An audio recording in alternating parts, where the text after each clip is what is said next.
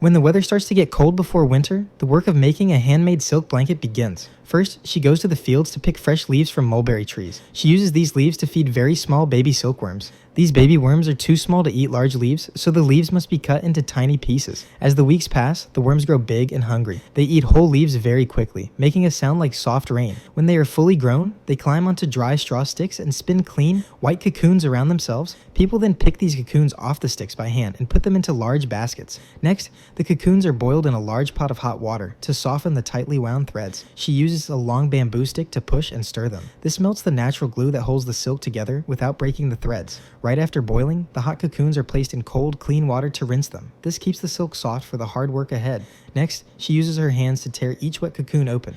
She removes the dead silkworm inside and pulls the wet silk over a curved bamboo frame until it forms a thick layer. When the frame is full, the thick layer of silk is removed. It looks like a small cap. She puts the small silk cap under water and stretches the edges outward until it becomes a wide, flat pocket. When the sun goes down, hundreds of these wet silk pockets are hung on lines under the trees. They stay outside all night to dry. By morning, the water is gone and the silk is light, fluffy, and dry.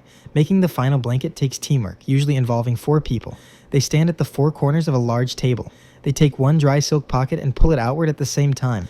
The small pocket stretches easily into a huge, see-through sheet that covers the entire table. They repeat this process hundreds of times, placing one thin layer on top of another to create a thick, warm filling. To keep the silk from shifting over time, they use thread to tie the layers together by hand. Finally, they place this large cloud of silk inside a clean cloth cover. The warm silk blanket is now finished and ready to keep people warm during cold winter nights. If you enjoyed how a handmade silk blanket is making, like, share, and subscribe for more fascinating traditional craftsmanship stories from around the world.